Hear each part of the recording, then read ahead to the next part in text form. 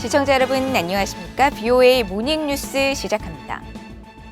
한국을 방문한 토마스 오헤아 퀸타나 유엔 북한인권 특별보고관은 한국 정부가 유엔 북한인권 결의안 공동제안국에 불참하는 것은 북한의 잘못된 신호가 될 것이라며 북한 인권 문제에 대한 일관성 있는 접근을 촉구했습니다. 또 국제사회를 향해 북한의 전 주민이 2차례 접종받을 분량의 신종 코로나 바이러스 감염증 백신을 제공하자고 제안했습니다. 첫 소식 조상진 기자가 보도합니다. 토마스 오헤아 퀸타나 유엔 북한인권 특별보고관은 23일 서울에서 방한 결과를 설명하는 기자회견을 열고 한국 정부의 유엔 북한인권 결의안 공동제안에 참여할 것을 촉구했다고 밝혔습니다. 퀸타나 보고관은 한국 정부의 공동제안국 불참은 예상하지 못한 일이었다면서 국제사회와 유엔 인권기구들이 한국 정부에 바라는 것은 북한 인권 문제에 대한 일관된 접근이며 한국의 불참은 북한 인권 문제에 대한 유엔 컨센서스 접근법과 일치하지 않는다고 지적했습니다. On the issue of the Republic of Korea's role on the UN human rights resolutions, I once again expressed my concern that withdrawing from the co-sponsoring these resolutions is a step backwards and could send the wrong message to the DPR Korea government. 퀸타나 보고관은 또 한국 정부가 시행 중인 대북전단 금지법과 북한 인권단체에 대한 사무감사와 관련해서도 거듭 우려를 나타내고 재고를 권고했다고 전했습니다. 특히 대북전단 금지법에 3년 이하의 징역 또는 3천만 원 이하의 벌금을 명시한 처벌 조항에 대해 극단적이라고 평가하고 접경지 주민의 안전과 국가안보 그리고 표현의 자유가 모두 보장돼야 한다고 강조했습니다. The Law on the Development of Inter-Korean Relations Act, the Anti-Leaflet Law. I reiterated my recommendation to review the legislation prior to its application. I also addressed the inspections of non-governmental organizations carried out by the government, and I called for a non-confrontational approach towards civil society organizations, especially those working on North Korean human rights. 퀸타나 보고관은 또 중국 내 탈북자들의 상황과 북한에 억류된 한국인 6명에 대한 우려도 거듭 표했으며 한국 정부가 해결에 적극 나서야 한다는 점을 강조했다고 밝혔습니다. In addition, we talked about the situation of escapees in China, and I encourage the authorities to provide them protection by taking measures that go beyond quiet diplomacy.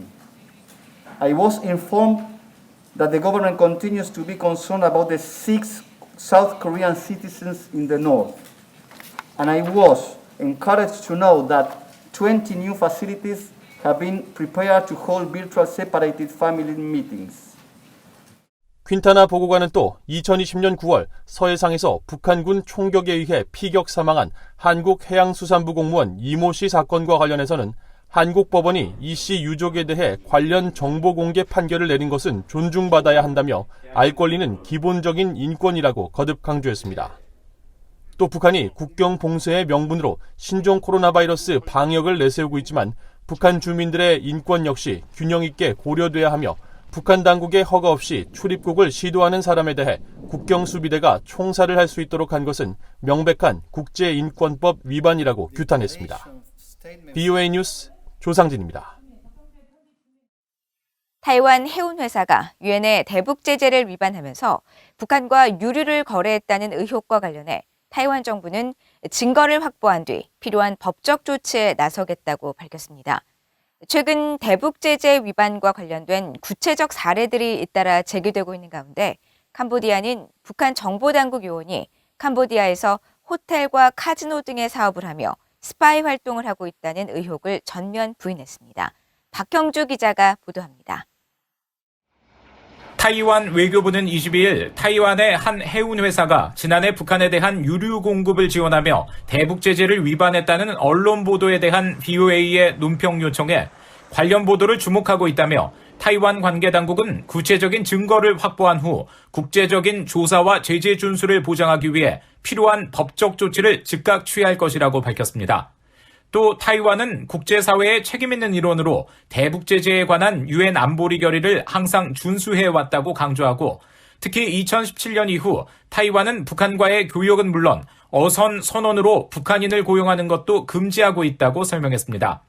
앞서 북한 전문 매체 NK뉴스는 자체 입수한 유엔 안보리 대북제재위원회 전문가 패널 보고서를 토대로 타이완 해운회사 챙천이 위장회사를 앞세워 유조선 선월드와 스카이베누스를 통해 선박 간 불법 환적 방식으로 북한에 유류를 공급하는 데 관여했다고 보도했습니다. 이 해운회사는 평양과의 현금 거래와 유류의 최종 목적지를 모호하게 하기 위해 여러 개의 위장회사를 설립하며 지난해 북한과 유류 수만 톤을 거래한 것으로 알려졌습니다. 특히 선워드 유조선은 지난해 3월 말과 4월 초 사이 적어도 4차례에 걸쳐 선박 간 환적에 관여했고 신평 2호, 안산 1호, 삼종 2호 등 북한 선박이 유류를 실어 날랐다고 유엔 전문가 패널 보고서는 지적했다고 NK뉴스는 전했습니다. 유엔 안보리 산하 대북제재위원회 전문가 패널은 이 같은 내용 등이 포함된 연례 보고서 초안을 이달 초 대북제재위에 제출했습니다.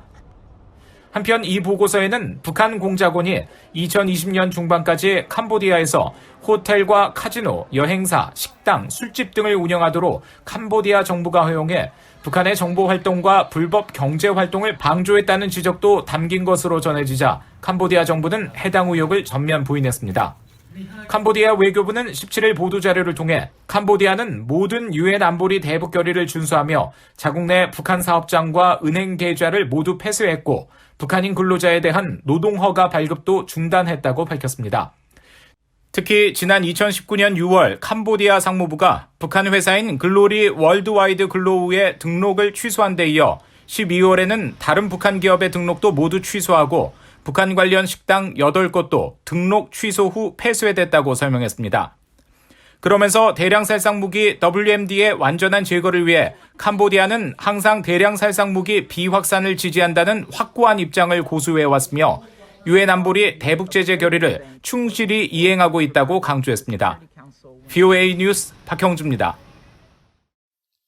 북한 정권의 후원을 받는 해킹 조직이 핵무기 자금 조달을 위해 해외 중개인을 활용한 암호화폐 탈취와 자금 세탁 기술을 고도화시키고 있다는 분석이 나왔습니다. 미국의 민간 연구단체인 신미국 안보센터 CNAS는 최근 발표한 암호화폐 관련 보고서를 통해 정부기관의 기밀정보 탈취가 주요 목적인 중국, 러시아와는 달리 핵과 미사일 개발에 따른 국제사회의 대북 제재로 경제 압박을 받는 북한은 핵과 탄도미사일 개발을 위한 자금 조달을 위해 암호화폐를 표적으로 한 사이버 공격 수법을 지속 개발하고 있다고 지적했습니다. 그러면서 지난 2018년부터 2020년 사이 북한 해킹 조직의 암호화폐 탈취 사례를 분석한 결과 이들이 다양한 거래소에 암호화폐 지갑으로 탈취한 자금을 송금해 데이터를 숨기고 해독을 어렵게 하는 난독화 수법을 고도화하고 있다고 밝혔습니다.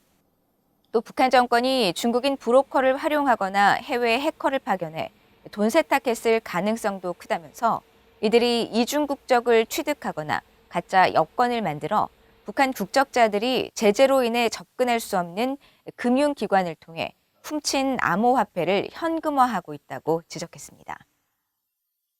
미국의 세계적 학술 교류 프로그램인 풀브라이트 장학생 가운데 최초로 탈북민 출신 박사가 탄생했습니다. 북한 청진 출신으로 최근 미국 시라큐스대에서 국제관계학 박사 학위를 취득한 이 탈북민은 북한 청년들이 해외 경험을 적극 모색하길 바란다고 밝혔습니다. 김영권 기자가 보도합니다. 최근 미국 시라큐스 대학교에서 박사 학위를 취득한 김성열 씨는 북한 청진 출신으로 어려운 형편 때문에 중학교 1학년 때 학교를 그만둔 뒤 어머니와 장마당에서 밀가루 장사를 하다가 1990년대 말 중국으로 탈북했습니다. 하지만 중국 공안에 체포돼 북송되기를 여러 번 반복하다가 19살 때인 2004년 한국에 입국했고 이후 한동대와 연세대 통일학 석사를 거쳐 지난 2018년 풀브라이트가 최초로 선발한 탈북민 장학생 5명에 선발돼 미국 뉴욕주에 있는 시라큐스대에서 국제관계학 박사 학위를 받았습니다. 올해 37살인 김성열 씨는 과거 학비 마련 등 여러 어려움 때문에 유학의 꿈을 접었었지만 주한 미국 문화원에서 근무하는 미국 외교관을 만나 조언과 도움을 받은 끝에 미국 정부가 지원하는 풀브라이트 장학생으로 선발돼 미국 유학을 할 수 있었다고 말했습니다. 북한에서 온 청년들에게는 이제 어학연수 공부할 수 있는 기간이 있고, 거기에서 이제 영어를 좀 더 다져서 이제 뭐 석사든 박사든 미국 대학에서 공부를 한다는 게 가장 큰 장점이고, 특히 뭐 탈북 청년들 같은 경우는 북한에서 민주주의니 자유시장 경제니 뭐 디마크리시 밸류에 대해서 잘 모르잖아요. 그러니까 이제 이런 과정을 통해서 학교에서 그런 것들을 배우는 게 되는 거죠. 김 씨는 탈북 청년들이 큰 잠재력을 갖고 있지만 언어란 언어적 장벽 때문에 꿈을 포기하는 경우가 많다며 두려움 없이 과감하게 도전하면 언어 문제를 해결할 수 있는 다양한 지원 프로그램이 많다고 조언했습니다. 그러면서 북한 청년들이 21세기 4차 혁명 시대에 우물안 개구리처럼 세상과 단절되어 있는 게 너무 안타깝다며 기회가 되면 적극적으로 해외로 나가 세상을 경험했으면 좋겠다고 말했습니다. 북한 너머를 보고 전 세계를 보고 좀 이런 시야를 넓혔으면 좋겠다. 뭐 기회가 있으면은 적극적으로 해외 나가서 경험도 해보고 좀 더 나은 삶을 추구하는 그런 결단들을 좀 내렸으면 좋겠어. 북한은 좀 이젠 좀 그 기득권을 좀 내려놓을 사람들은 내려놓고 몇십 년 동안 경제적인 어려움을 이제 국제사회랑 이제 교류를 하면서 좀 개선해 나갔으면 좋겠다라는 말씀드리겠습니다. 미국 외교에 관한 논문으로 박사 학위를 받게 된 김성열 씨는 앞으로 관련 연구에 매진해 통일과 북한 재건, 인재 양성에 기여하고 싶다고 말했습니다. 미국의 국제학술 교류 프로그램인 풀브라이트 프로그램의 미얀 교류 사업을 담당하는 한미교육위원단은 22일 VOA에 풀브라이트 탈북민 출신 1호 박사 장학생이란 의미 있는 성과를 공유하게 돼 기쁘다며 더 많은 탈북 청년들이 풀브라이트 장학금을 통해 기회를 얻고 한국과 미국의 가교 역할을 수행할 수 있길 바란다고 말했습니다. VOA 뉴스 김영권입니다. 한반도 비핵화와 북한의 탄도미사일 위협 종식 필요성을 전 세계에 널리 알리고 교육하는 것은 미국의 공공외교 주요 목표 중 하나라고 미국 공공외교 자문위원회가 밝혔습니다.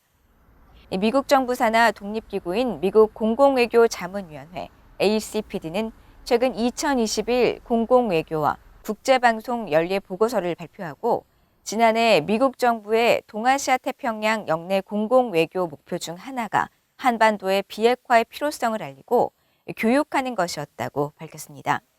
특히 국무부 동아시아 태평양국의 공공외교부서의 경우 동아시아 지역과 전 세계에 한반도 비핵화와 북한의 불법적인 탄도미사일 프로그램 종식에 대한 미국의 의지를 지속적으로 알려왔다면서 대북 제재를 위반해 불법적인 무역에 가담한 국가와 또 기업에 대한 압박도 유지하고 있다고 강조했습니다. 그러면서 국무부의 공공외교 전략은 북한이 비핵화에 대한 약속을 이행하도록 국제 협력을 통한 압박을 강화하면서 북한의 비핵화로 이익이 되는 부분에 초점을 맞추고 있으며 북한 정권이 제기하는 지속적인 안보 문제에 대한 인식 제고를 위해 노력하고 있다고 말했습니다.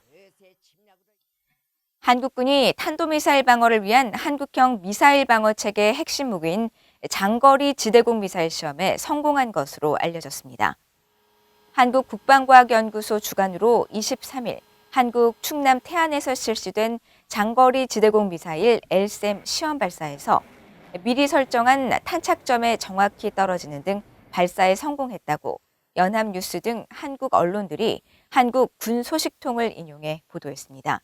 이 LSAM은 북한의 탄도미사일이 고도 50km에서 60km로 비행할 때 요격하는 것을 목표로 개발되고 있는 한국형 미사일 방어 체계의 핵심 무기 중 하나로 실전 배치되면 최대 150km의 상층부 고도를 방어하는 고고도 미사일 방어 체계 사드와 40km 이하 하층부를 방어하는 패트리엇 미사일과 함께 다층적 방어 체계 구축이 가능할 것으로 군 당국은 보고 있다고 한국 언론들이 전했습니다.